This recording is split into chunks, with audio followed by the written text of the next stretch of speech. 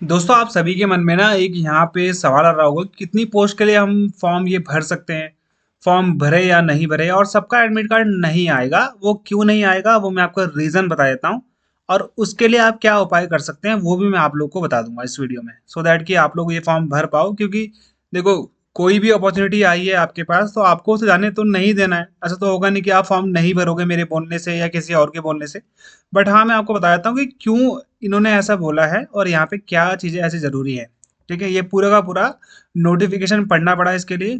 Total जो post है हमारी 723 पोस्ट है। ओके, यहाँ पे देखो, मटेरियल असिस्टेंट की 19 वैकेंसी है। अब इसमें ब्रेकअप दिया है S C S T O B C ASM का।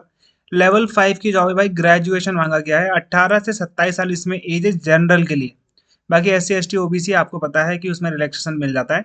स्टेजेस क्या है, सिर्फ एक एग्जाम होगा। ओके, आपको पता है वो 150 नंबर का यहाँ पे एग्जाम होने वाला है। इसका PYQ, प्रीवियस ईयर पेपर 2021 वाला, ठीक है, मैंने बना दिया है। क्योंकि ये पेपर तो ऑफलाइन होता है तो पेपर एंटर करना पड़ा हमको। ठीक है, तो आपको उसका लिंक नीचे मिल जाएगा, जाके अटेम्प्ट कर लो एक बार कि पेपर कैसा आया था, आप देख लोगे। ठीक है, जूनियर ऑफिस असिस्टेंट के 27 वैकेंसी है, जिसे हम LDC कहते हैं। ओके, और यहाँ पे लेवल 2 की पोस्ट है। 12th मांगा गया है, प्लस आपका टाइपिंग टेस्ट भी होगा। 18 से 25 में एज मांगी गई है और रिटर्न एग्जाम होगा आपका, प्लस आपकी टाइपिंग टेस्ट यहाँ पे पहले बताई गई है। ओके, टैली ऑपरेटर ग्रेड 2 के लिए 14 वैकेंसीज हैं। लेवल 2 की आपकी यहाँ पे जॉब है। 10+2 होगा आपका, प्लस आपका इंग्लिश होना बहुत ज़रूरी है 12th में। 18 से 25 में एज मांगी गई है, रिटर्न एग्जाम होगा बस, और कुछ नहीं होगा। फायरमैन के लिए आपका 247 पोस्ट है। लेवल 2 की जॉब है भाई। 10th आपका यहाँ पर मांगा गया है और कुछ नहीं मांगा इसमें। ठीक है, 18 से 25 साल इसमें एज मांगी गई है। फिजिकल एंड्योरेंस टेस्ट होगा आपका, एक PET जिसको हम बोलते हैं, जिसमें आपको रनिंग करनी पड़ेगी। एक 63 समथिंग का वेट लेके आपको 189 समथिंग मीटर जाना पड़ेगा, वो है उसमें। और रिटर्न एग्जाम होगा आपका एक बस। MTS में 11 पोस्ट है। लेवल 1 की जॉब है भाई, और 10th लेवल इसमें 10th इसमें मांगी गई है। 18 से 25 है, इसमें सिर्फ और सिर्फ रिटर्न टेस्ट है, कोई फिजिकल एंड्योरेंस टेस्ट नहीं है। मेट में आपकी 389 पोस्ट है, लेवल 1 की पोस्ट है। और 10th यहाँ पे आपका मांगा गया है, 18 से 25 साल है। फिजिकल एंड्योरेंस टेस्ट है यहाँ पे। 1.6 किलोमीटर, मतलब 1.6 किलोमीटर इसकी 1 मील की दौड़ थी 6 मिनट समथिंग में। यहाँ पे 1.5 है, बस 100 मीटर का अंतर है। ऐसा कुछ, ऐसा फर्क पड़ेगा नहीं, 6 मिनट में आपको इसे कंप्लीट करना है। और भी 2-3 टेस्ट हैं इसमें।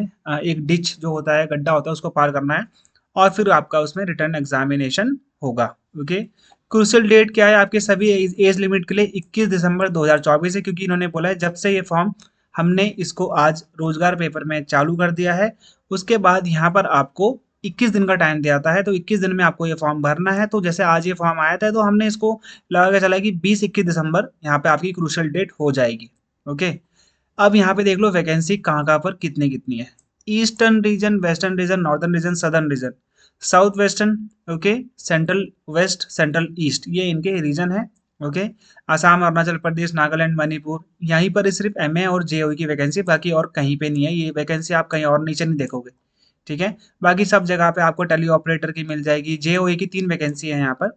ठीक है, JOE की 1 वैकेंसी है, यहाँ पे 4 वैकेंसी है।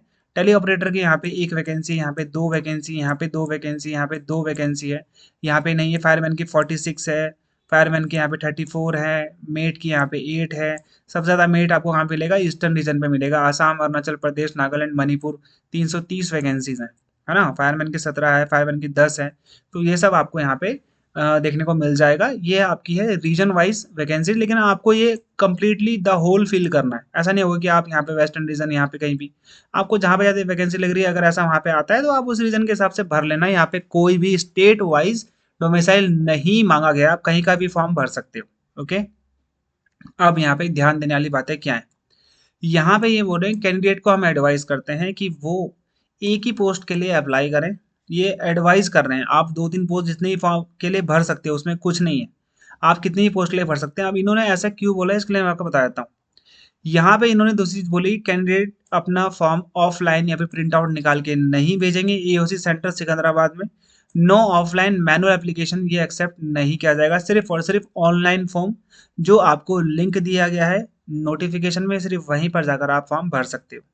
अब जो यहाँ पर कैंडिडेट को यहाँ पे नोट करा जाता है कि जो टेस्ट होंगे एडवर्टीजमेंट के बाद वो साइमल्टेनियसली हो सकते हैं, यानी कि एक के ऊपर एक ही दिन में भी वो पेपर हो सकता है।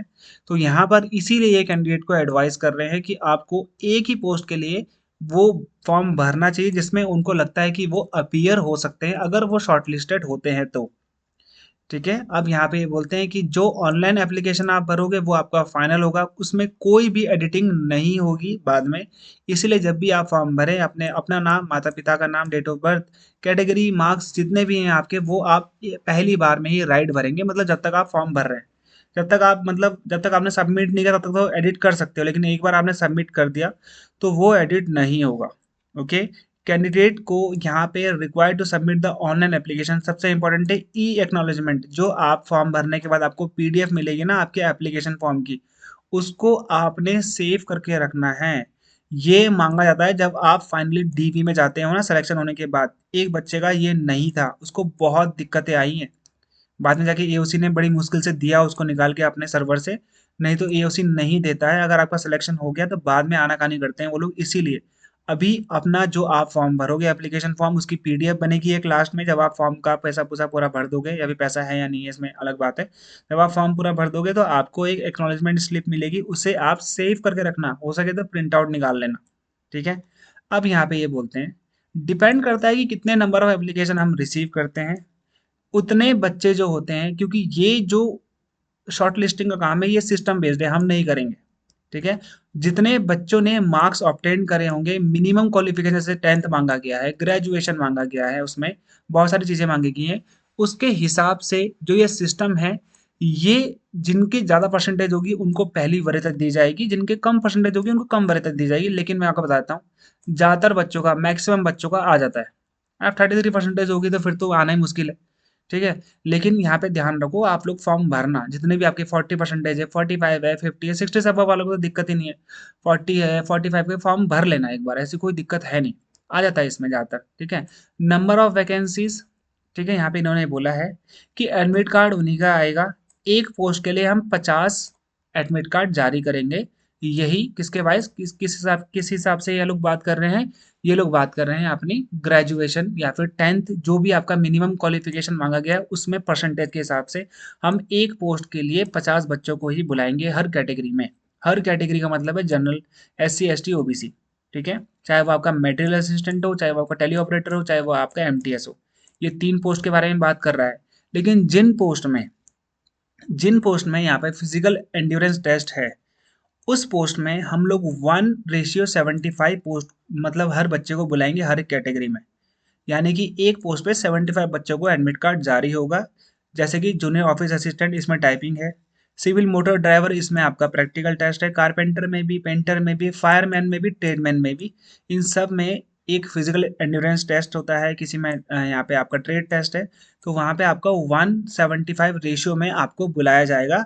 यानी कि देखिए, सही बात है कि हर किसी का एडमिट कार्ड भी नहीं आने वाला है। बहुत जिनकी कम परसेंटेज होगी उनको फिर नहीं मिलेगा एडमिट कार्ड। ये चीज़ आप इतनी सिंपल चीज़ जान लो, लेकिन फॉर्म तो आप भर लेना।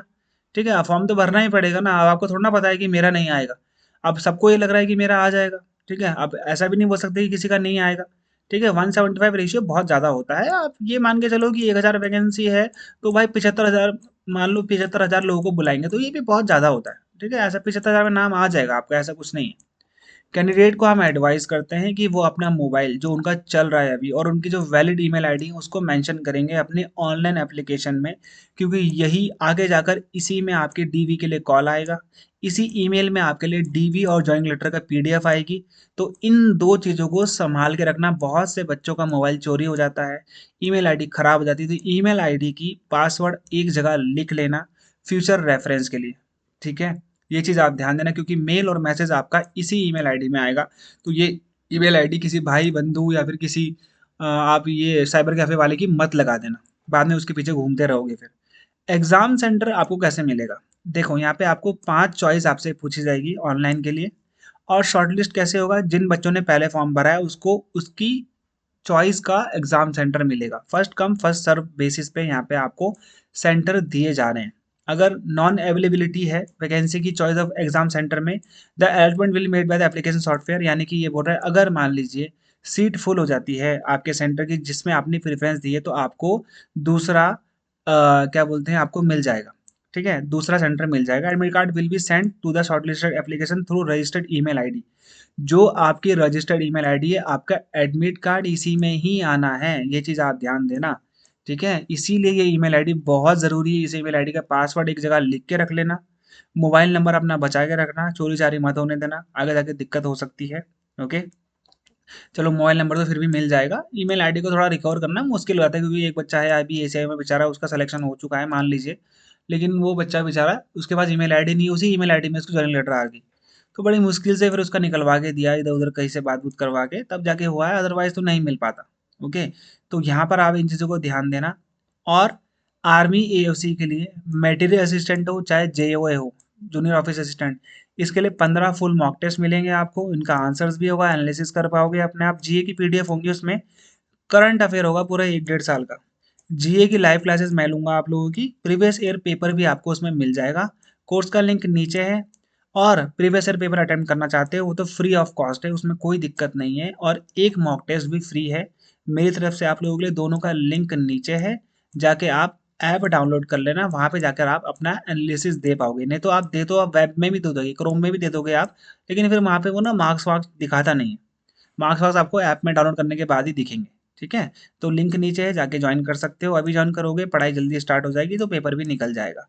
मटेरियल असिस्टेंट बहुत ज़रूरी है, चाहे वो आपका आप फायरमैन की तैयारी कर रहे हो, एमटीएस की तैयारी कर रहे हो, किसी की भी तैयारी कर रहे हो, सभी के लिए इम्पोर्टेंट है, ठीक है? तो ये चीज़ें मैंने आपको बता दी है भाई, ये चीज़ों का ध्यान रखना, उसके बाद आप फॉर्म भरना, ठीक है? बाकी कोई भी आपका क्वेश्चन होगा मुझे कमेंट बॉक्स में लिख देना, मैं आंसर करने की कोशिश करूँगा जल्दी-जल्दी, ठीक है? मिलते हैं हमारे अगले वीडियो में, गुड बाय एंड जय हिंद।